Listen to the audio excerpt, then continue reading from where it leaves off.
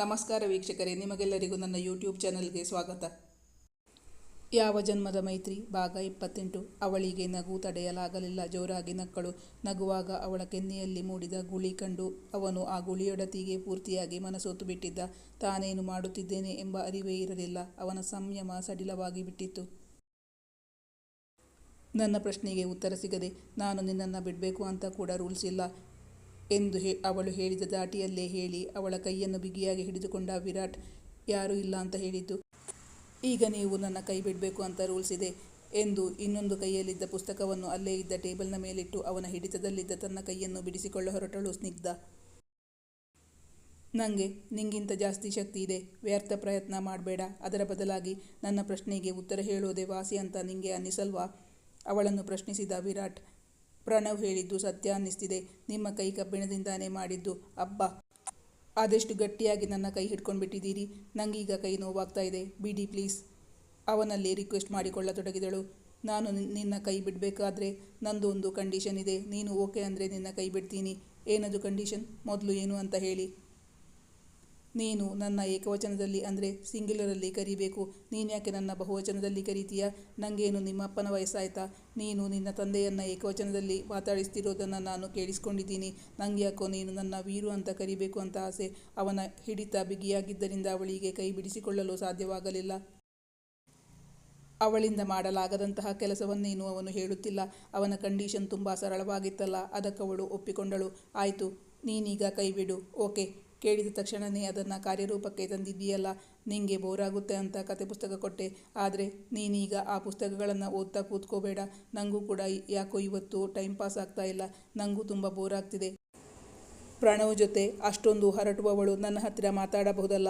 ಅವಳಿಗಾಗಲೇ ನೆನಪಾಗಿದ್ದು ಅವನು ತನಗೆ ಕತೆ ಪುಸ್ತಕ ಕೊಟ್ಟಿದ್ದಕ್ಕೆ ಅವನಿಗೆ ಧನ್ಯವಾದಗಳನ್ನು ಅರ್ಪಿಸಿಲ್ಲವೆಂದು. Thank you. ನಾನು ಮಾತಿನ ಮಧ್ಯೆ ನಿಮಗೆ ಥ್ಯಾಂಕ್ಸ್ ಹೇಳೋದನ್ನೇ ಮರೆತು ಬಿಟ್ಟಿದ್ದೆ. Sorry for the delay. ಅವನು ಅವಳ ಥ್ಯಾಂಕ್ಸನ್ನು ತೆಗೆದು ತನ್ನ ಜೇಬಿನೊಳಗೆ ತುರುಕಿಸಿಕೊಂಡಂತೆ ಮಾಡಿದ. ಅದನ್ನು ಕಂಡು ಅವಳಿಗೆ ನಗೆ ಉಕ್ಕಿ ಬಂದಿತ್ತು. ಅವಳ ಮುಖದಲ್ಲಿ ಬೆಳದಿಂಗಳು ಹರಡಿದಂಥ ನಗು ಕಾಣಿಸಿಕೊಂಡಿತು. ಅವನು ಮಾಡುವುದನ್ನು ಕಂಡು ಅವಳು ಅವನನ್ನು ಪ್ರಶ್ನಿಸಿದಳು. ವೀರು, ನೀನು ಏನು ಮಾಡ್ತಾ ಇದ್ದೀಯಾ? ಸಮಯ ಸಂದರ್ಭಗಳು ಅವರನ್ನು ಹತ್ತಿರ ಮಾಡಿದ್ದವು. ಒಂದೊಂದು ದಿನ ಕಳೆಯುತ್ತಲೂ ಅವರಿಬ್ಬರಲ್ಲಿ ಆತ್ಮೀಯತೆ ಹೆಚ್ಚಾಗಿತ್ತು. ಅವನಿಷ್ಟದಂತೆ ಅವಳು ಕರೆದಿದ್ದಳು. ನೀನು ಹೇಳಿರೋ ಥ್ಯಾಂಕ್ಸ್ ಜೇಬ್ನೊಳಗೆ ಸೇಫಾಗಿ ಇಟ್ಕೊಂಡಿದ್ದೀನಿ. ಏನು ಮಾಡಲಿ, ಅದರೊಳಗೆ ಹಿಡಿತಾ ಇಲ್ಲ, ಓವರ್ಫ್ಲೋ ಆಗ್ತಾ ಇದೆ. ಇನ್ನೆಲ್ಲಿ ಇಡ್ಲಿ ಅಂತ ನೋಡ್ತಾ ಇದ್ದೀನಿ. ಈಗ ಅವನ ಮಾತು ಕೇಳಿ ಅವಳಿಗೆ ನಗು ತಡೆಯಲಾಗಲಿಲ್ಲ. ಜೋರಾಗಿ ನಕ್ಕಳು. ನಗುವಾಗ ಅವಳ ಕೆನ್ನೆಯಲ್ಲಿ ಮೂಡಿದ ಗುಳಿ ಕಂಡು ಅವನು ಆ ಗುಳಿಯೊಡತಿಗೆ ಪೂರ್ತಿಯಾಗಿ ಮನಸೋತು ಬಿಟ್ಟಿದ್ದ. ತಾನೇನು ಮಾಡುತ್ತಿದ್ದೇನೆ ಎಂಬ ಅರಿವೇ ಇರಲಿಲ್ಲ. ಅವನ ಸಂಯಮ ಸಡಿಲವಾಗಿ ಬಿಟ್ಟಿತು. ಅವಳ ಕೆನ್ನೆಯಲ್ಲಿ ಮೂಡಿದ ಗುಳಿಗೆ ಮೃದುವಾಗಿ ಒಂದು ಸಿಹಿ ಮುತ್ತನ್ನು ಒತ್ತಿಬಿಟ್ಟಿದ್ದ ವಿರಾಟ್. ಬಳಿಕ ಕನಸಲ್ಲಿರುವವನಂತೆ, ನಾನು ಈ ಗುಳಿಯೊಳಗೆ ಬಿದ್ದುಬಿಡ್ತಾ ಇದ್ದೀನಿ. ಅದರಿಂದ ಮೇಲೆ ಏಳೋಕೆ ಸಾಧ್ಯ ಆಗ್ತಾ ಇಲ್ಲ. ಒಂದು ಕ್ಷಣ ಅವಳಿಗೂ ಏನಾಗುತ್ತದೆ ಎಂದೇ ಗೊತ್ತಾಗಲಿಲ್ಲ. ಅವಳಿಗೂ ಅವನ ಸನಿಹ ಇಷ್ಟವಾಗುತ್ತಿತ್ತು. ಆದರೆ ಬಾಯಿ ಬಿಟ್ಟು ಹೇಳುತ್ತಿರಲಿಲ್ಲ. ಅವಳು ತಕ್ಷಣವೇ ಎಚ್ಚೆತ್ತುಕೊಂಡಳು. ತಾವಂದುಕೊಂಡಂತೆ ನಡೆಯಲು ಸಾಧ್ಯವೇ ಇಲ್ಲ. ಆದ್ದರಿಂದ ಅವನು ಈ ರೀತಿಯ ನಡವಳಿಕೆಗೆಲ್ಲ ಆಸ್ಪದ ಕೊಡಬಾರದು. ಸ್ನಿಗ್ಧ ತಕ್ಷಣವೇ ವಿರಾಟ್ನನ್ನು ದೂರ ಸರಿಸಿದಳು. ವೀರು, ನಾನು ನಿಂಗೆ ಆವತ್ತೇ ಹೇಳಿದ್ನಲ್ಲ, ಹೀಗೆಲ್ಲ ಮಾಡಬಾರ್ದು, ಅದು ತಪ್ಪು ಅಂತ. ಮತ್ತೆ ಮತ್ತೆ ಹಾಗೆ ಮಾಡ್ತೀಯಾ? ಅವನನ್ನು ದುರುಗುಟ್ಟಿ ನೋಡಿಕೊಂಡು ಹೇಳಿದಳು ಸ್ನಿಗ್ಧ. ನಾನೇನು ಮಾಡಲಿ? ನಾನು ಹಾಗೆಲ್ಲ ಮಾಡಬಾರ್ದು ಅಂತಾನೆ ಅಂದ್ಕೊಂಡು ಬಿಡ್ತೀನಿ. ಆದರೆ ಪ್ರೀತಿ ಹೇಳಿಕೊಂಡು ಹುಟ್ಟುತ್ತಾ? ಇಲ್ವಲ್ಲ. ಹಾಗೆ ಇದು ಕೂಡ ಅದಾಗಿ ಅದುವೇ ನಡೆದು ಬಿಡುತ್ತೆ. ನಿಜ ಹೇಳ್ತೀನಿ, ನಾನು ಬೇಕು ಅಂತ ಮಾಡೋದಲ್ಲ. ನನಗೆ ನಿನ್ನ ಹಾಗೆ ನನ್ನ ಭಾವನೆಗಳನ್ನು ತಡೆದು ಇಟ್ಕೊಳ್ಳೋಕೆ ಸಾಧ್ಯ ಆಗ್ತಾನೇ ಇಲ್ಲ. ಈ ವಿಷಯದಲ್ಲಿ ನಿನ್ನಷ್ಟು ವಿಲ್ ಪವರ್ ನನಗಿಲ್ಲ. ಅದಕ್ಕೆ ನಾನೇನು ಮಾಡಲಿ? ಅವಳನ್ನೇ ಪ್ರಶ್ನಿಸಿದ. ಮತ್ತೆ ನನಗೆ ನಾನು ತಪ್ಪು ಮಾಡ್ತಿದ್ದೀನಿ ಅಂತ ಅನ್ನಿಸ್ತಾನೇ ಇಲ್ಲ. ಹಾಗಿದ್ದ ಮೇಲೆ ನಾನು ಕ್ಷಮೆ ಕೇಳುವ ಪ್ರಮೇಯವೇ ಬರುವುದಿಲ್ಲ. ತಾನು ತಪ್ಪು ಮಾಡುತ್ತಿಲ್ಲ ಎಂಬುದನ್ನು ಸ್ಪಷ್ಟಪಡಿಸಿದ್ದ ವಿರಾಟ್. ಅವನ ಮಾತು ಕೇಳುವಾಗ ಅವನು ಭಾವುಕನಾಗಿದ್ದಾನೆ ಎನಿಸಿತು ಸ್ನಿಗ್ಧಾಗೆ. ತಾನು ಈ ವಿಷಯದಲ್ಲಿ ಅಸಹಾಯಕ ಎಂಬುದನ್ನು ಅವಳ ಮುಂದೆ ಸ್ಪಷ್ಟಪಡಿಸಿದ್ದ ವಿರಾಟ್. ನಾನು ನಿನ್ನಿಂದ ದೂರ ಇರಬೇಕು ಅಂತ ತುಂಬ ಪ್ರಯತ್ನಪಟ್ಟೆ. ಆದರೆ ಪರಿಸ್ಥಿತಿ ನಮ್ಮಿಬ್ಬರನ್ನು ಆಗಾಗ ಭೇಟಿಯಾಗೋ ಹಾಗೆ, ನಾವಿಬ್ಬರು ಪರಸ್ಪರ ಒಟ್ಟಿಗೆ ಇರೋ ಹಾಗೆ ಆಗ್ತಾನೇ ಇರುತ್ತೆ. ಅದನ್ನೇ ಅಲ್ವಾ ದೈವಲೀಲೆ ಅಂತ ಹೇಳೋದು, ವಿರಾಟ್ ಹೇಳಿದ. ಈಗ 2-3 ಬಾರಿ ಅವನ ರೂಮ್ನಲ್ಲಿ ಅವಳು ಒಂಟಿಯಾಗಿ ಅವನ ಕೈಯಲ್ಲಿ ಸಿಕ್ಕಿ ಹಾಕಿಕೊಂಡಿದ್ದಳು. ಅವನು ಹೇಳಿದಂತೆ ಅವನಿಗೆ ಅರಿವಿಲ್ಲದೆ ನಡೆದ ಘಟನೆಗಳಿರಬಹುದು. ಅವನು ಅವಳನ್ನು ಚುಂಬಿಸಿದಾಗ ಅದರಲ್ಲಿ ದ್ವೇಷವಿರಲಿಲ್ಲ, ಪ್ರೀತಿ ಇತ್ತು, ಬಯಕೆ ಇರಲಿಲ್ಲ, ಒಲವಿತ್ತು. ಅಂತಹ ಸಂದರ್ಭಗಳಲ್ಲೆಲ್ಲ ಅವನ ದೃಷ್ಟಿ ಅವಳ ಮುಖದ ಮೇಲೆ ಇರುತ್ತಿತ್ತು. ಅವನದು ನಿಷ್ಕಲ್ಮಶವಾದ ಪ್ರೀತಿಯೆಂದು ಅವಳಿಗೆ ಈಗಾಗಲೇ ಅರ್ಥವಾಗಿತ್ತು. ಅವನು ತನ್ನ ಇಷ್ಟಗಳನ್ನು ನಿರ್ಭಯನಾಗಿ ಅವಳ ಮುಂದೆ ಹಂಚಿಕೊಳ್ಳುತ್ತಿದ್ದ. ಅಮಿತಾ ಚಿಕ್ಕವಳಿಂದಲೂ ಅವನ ಮನೆಯಲ್ಲಿ ಬೆಳೆದವಳು. ಆದರೆ ಇಂದಿನವರೆಗೂ ಅವನಿಗೆ ಅವಳ ಮೇಲೆ ಅಂತಹ ಭಾವನೆ ಬಂದಿರಲಿಲ್ಲ. ಅವಳನ್ನು ತನ್ನ ಒಡಹುಟ್ಟಿದವಳೆಂದೇ ಅಂದುಕೊಂಡಿದ್ದಾನೆ ವಿರಾಟ್. ಅಮಿತಾ ಮತ್ತು ವಿರಾಟ್ನ ಮದುವೆ ಎಂದು ಹೇಳಿದಾಗಲೆಲ್ಲ ಅವನ ಮನಸ್ಸಿಗೆ ವಿಚಿತ್ರವಾದ ಹಿಂಸೆ ಎನಿಸಲು ಅದೇ ಕಾರಣವಿರಬೇಕು. ಆದರೆ ಅದು ಅವನ ಹಿರಿಯರಿಗೆ ಅರ್ಥವೇ ಆಗುತ್ತಿರಲಿಲ್ಲ. ಸ್ನಿಗ್ಧ ಹೇಳಿದಳು, ನಾನು ಆಂಟಿಗೆ ಹೇಳಿ ಬಂದು ತುಂಬ ಹೊತ್ತಾಯಿತು. ನಾನಿನ್ನು ಕೆಳಗೆ ಹೋಗ್ತೀನಿ. ಆಮೇಲೆ ರಾಗಿಗುಡ್ಡ ಟೆಂಪಲ್ಗೆ ಕರ್ಕೊಂಡು ಹೋಗ್ತೀನಿ ಅಂತ ಹೇಳಿದ್ದಾರೆ ಆಂಟಿ. ಅಮ್ಮ 1 ಗಂಟೆ ಹೊತ್ತು ನಿದ್ದೆ ಮಾಡದೆ ಎಲ್ಲಿಗೂ ಹೋಗಲ್ಲ. ಏನಿದ್ರು ಸಂಜೆ ಕಾಫಿ ಕುಡಿದಾದ ಮೇಲೇ ಹೋಗೋದು. ನೀನು ಈಗ ಅಲ್ಲಿ ಹೋಗಿ ಏನು ಮಾಡ್ತೀಯಾ? ಇನ್ನೂ ಸ್ವಲ್ಪ ಹೊತ್ತು ಇಲ್ಲೇ ಇರು. ನಿನ್ನತ್ರ ಮಾತಾಡೋದು ತುಂಬ ಇದೆ. ನೀನು ಯಾವ ಕಾಲೇಜ್ಗೆ ಸೇರ್ಕೋಬೇಕು ಅಂತ ಇದೀಯಾ? ಅವಳನ್ನು ಪ್ರಶ್ನಿಸಿದ. ಅವನಿಗೆ ಅವಳು ಅಲ್ಲಿಂದ ಹೊರಟು ಹೋಗುವುದು ಬೇಕಿರಲಿಲ್ಲ. ನಿಜ ಹೇಳಬೇಕು ಅಂದರೆ ನನಗೆ ಹುಬ್ಬಳ್ಳಿ ಬಿಟ್ಟು ಬರೋಕೆ ಮನಸ್ಸಿಲ್ಲ. ಯಾಕೆಂದರೆ ನಾನು ಹುಟ್ಟಿ ಬೆಳೆದಿದ್ದೆಲ್ಲ ಅಲ್ಲೇ ಅಲ್ವಾ. ನನ್ನ ಫ್ರೆಂಡ್ಸ್ ಎಲ್ಲ ಅಲ್ಲೇ ಇರೋದು. ಆದರೆ ಏನು ಮಾಡಲಿ, ಅಪ್ಪ ಅಮ್ಮನನ್ನು ಬಿಟ್ಟಿರೋಕೆ ಸಾಧ್ಯ ಆಗ್ತಾ ಇಲ್ಲ. ನನಗೆ ಹಾಸ್ಟೆಲಲ್ಲಿರೋಕೆ ಇಷ್ಟ ಇಲ್ಲ. ಅಂದಮೇಲೆ ನಾನು ಬೆಂಗಳೂರಲ್ಲಿ ಕಾಲೇಜ್ಗೆ ಸೇರ್ಕೋಬೇಕಾಗುತ್ತೆ. ಬೆಂಗಳೂರು ಸಮುದ್ರದ ಹಾಗೆ. ನನಗೆ ಇಲ್ಲಿ ಬಂದು ಹೊಸ ಕಾಲೇಜು, ಹೊಸ ಜನರ ಜೊತೆ ಅಡ್ಜಸ್ಟ್ ಆಗಬೇಕು ಅಂದರೆ ತುಂಬ ಸಮಯ ಬೇಕಾಗಬಹುದು. ಹುಬ್ಬಳ್ಳಿಯಲ್ಲಿ ನೂರಾರು ಸಿಹಿ ನೆನಪುಗಳಿವೆ. ಅದನ್ನೆಲ್ಲ ಬಿಟ್ಟು ಬರಬೇಕಾಗುತ್ತದೆ. ಅವಳ ಮಾತಿನಲ್ಲಿದ್ದ ನೋವಿನ ಎಳೆಯನ್ನು ಗುರುತಿಸಿದ ವಿರಾಟ್. ಅದಕ್ಕೆ ನೀನ್ಯಾಕೆ ಅಷ್ಟೊಂದು ಬೇಜಾರು ಮಾಡ್ಕೋತೀಯ? ನಿನ್ನ ಎಲ್ಲ ಬೇಜಾರು ನೋವು ತೆಗೆಯೋಕೆ ನಾನಿದ್ದೀನಿ ಅನ್ನೋದನ್ನು ಮರಿಬೇಡ ಎಂದು ಹೇಳಿ ಅವಳಿಗೆ ಆಶ್ವಾಸನೆ ಕೊಡುವಂತೆ ಮೃದುವಾಗಿ ಅವಳ ಕೆನ್ನೆ ತಟ್ಟಿದ ವಿರಾಟ್. ಸ್ನಿಗ್ಧ ಕತೆ ಪುಸ್ತಕ ಓದಲೆಂದು ಹೊರಟಾಗ ವಿರಾಟ್ ಅವಳನ್ನು ತಡೆದು ಹೇಳಿದ, ನಾಳೆ ನಾನು ಆಫೀಸ್ಗೆ ಹೋಗ್ತೀನಲ್ಲ, ಆಗ ನೀನು ಕತೆ ಪುಸ್ತಕಗಳನ್ನು ಓದು.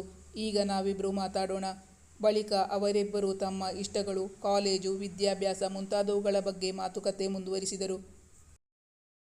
ಅವರಿಬ್ಬರು ಮಾತಾಡುತ್ತಾ ಕುಳಿತಿದ್ದರು. ಅವಳಿಗೆ ಕತೆ ಪುಸ್ತಕ ಒಂದು ಪುಟವೂ ಓದಲು ಸಾಧ್ಯವಾಗಲಿಲ್ಲ. ಸ್ನಿಗ್ಧಾಗೆ ತಾನಲ್ಲಿ ಹೆಚ್ಚು ಹೊತ್ತು ಕುಳಿತರೆ ಯಾರಾದರೂ ತಮ್ಮಿಬ್ಬರ ಬಗ್ಗೆ ತಪ್ಪು ತಿಳಿದುಕೊಂಡರೆ ಎಂಬ ಆತಂಕವಿತ್ತು. ಆದ್ದರಿಂದ ಅವಳು, ನಾನಿನ್ನು ಕೆಳಗೆ ಹೋಗ್ತೀನಿ, ರಾಗಿಗುಡ್ಡ ಟೆಂಪಲ್ಗೆ ಹೋಗೋಕೆ ಹೊರಡಬೇಕು ಎಂದು ಹೇಳಿದಳು. 4 ಕತೆ ಪುಸ್ತಕಗಳನ್ನು ತನ್ನ ಕೈಯಲ್ಲಿ ಹಿಡಿದುಕೊಂಡು ಅವಳಲ್ಲಿಂದ ಹೊರಟಳು. ಅಷ್ಟರಲ್ಲಿ ಮಾಲತಿಯವರಿಗೆ ತಾವು ನೋಡುತ್ತಿದ್ದ ಸೀರಿಯಲ್ ಮುಗಿದಿತ್ತು. ಪದ್ಮಾ ಅವರು ಕೂಡ ನಿದ್ದೆಯಿಂದ ಎದ್ದು ಬಂದಿದ್ದರು. ಅವಳು ಕೆಳಗಿಳಿದು ಬರುತ್ತಲೇ ಮಾಲತಿಯವರು ಮಗಳ ಬಳಿ ಕೇಳಿದರು, ನಿಂಗೆ ಬೇಕಾಗಿರೋ ಕತೆ ಪುಸ್ತಕ ವಿರಾಟ್ ಹತ್ರ ಇತ್ತಾ? ಅವನತ್ರ ತುಂಬ ಪುಸ್ತಕಗಳಿವೆ. ನಾನು 4 ಪುಸ್ತಕಗಳನ್ನು ತಗೊಂಡಿದ್ದು. ಈ ಪುಸ್ತಕಗಳನ್ನು ಓದಿ ಆದಮೇಲೆ ರಿಟರ್ನ್ ಮಾಡಿ ಆಮೇಲೆ ಇನ್ನೂ 4 ಪುಸ್ತಕಗಳನ್ನು ತಗೋತೀನಿ. ವಿರಾಟ್ ನನ್ನ ಹತ್ರ ಮಾತಾಡ್ತಾ ಅಲ್ಲೇ ಕೂರಿಸಿಬಿಟ್ಟ. ಪುಸ್ತಕ ಓದೋಕೆ ಸಮಯ ಆಗಲಿಲ್ಲ. ತಾಯಿಯ ಮುಂದೆ ಇದ್ದ ಸತ್ಯವನ್ನೇ ಹೇಳಿಬಿಟ್ಟಿದ್ದಳು ಸ್ನಿಗ್ಧ. ಅಂದು ಅವರೆಲ್ಲರೂ ರಾಗಿಗುಡ್ಡ ದೇವಸ್ಥಾನಕ್ಕೆ ಹೋಗಿ ಆಂಜನೇಯ ಸ್ವಾಮಿಗಳ ದರ್ಶನ ಪಡೆದು ಬಂದಿದ್ದರು. ಮಂಜುನಾಥ್ ಅವರು ತಮಗೆ ಬಾಡಿಗೆ ಮನೆ ನೋಡುವ ಅವಶ್ಯಕತೆ ಇಲ್ಲ, ನೀವು ಅಮ್ಮ ಮಗಳು ಒಪ್ಪಿದ್ರೆ ನನಗೆ ಏನೂ ಅಭ್ಯಂತರ ಇಲ್ಲ ಎಂದು ತಮ್ಮ ಅಭಿಪ್ರಾಯವನ್ನು ತಿಳಿಸಿದ್ದರಿಂದ ಮರುದಿನ ಸ್ನಿಗ್ಧ ವಿರಾಟ್ ಜೊತೆ ಆ ಮನೆಯನ್ನು ನೋಡಿ ಬಂದ ಬಳಿಕ ಮನೆ ಓನರ್ಗೆ ತಮ್ಮ ಅಭಿಪ್ರಾಯ ತಿಳಿಸುವುದು ಎಂದು ತೀರ್ಮಾನಿಸಿದ್ದರು ಮಾಲತಿ. ಮರುದಿನ ವಿರಾಟ್ ಆಫೀಸ್ಗೆ ಕೆಲಸಕ್ಕೆ ಹೋಗಿರಲಿಲ್ಲ. ಬದಲಾಗಿ ಮನೆಯಿಂದಲೇ ಕೆಲಸ ಮಾಡುತ್ತಿದ್ದ. ಅಂದು ಸಂಜೆ ಅವನು ಸ್ನಿಗ್ಧಾಗೆ ಬಾಡಿಗೆ ಮನೆ ತೋರಿಸಲು ಕರೆದೊಯ್ದಿದ್ದ. ಸ್ನಿಗ್ಧಾಗೆ ಆ ಮನೆ ಮತ್ತು ಪರಿಸರ ಎಲ್ಲವೂ ಇಷ್ಟವಾಗಿತ್ತು. ಅವಳಿಗೆ ಅಜ್ಜಿ ತಾತನನ್ನು ನೋಡಿ ತುಂಬ ಖುಷಿಯಾಗಿತ್ತು. ಹೊಸಬಳಾದರೂ ತಮ್ಮೊಂದಿಗೆ ಅರಳು ಹುರಿದಂತೆ ಮಾತಾಡುವ ಹುಡುಗಿಯನ್ನು ಕಂಡು ತಾತ ತುಂಬ ಖುಷಿಪಟ್ಟರು.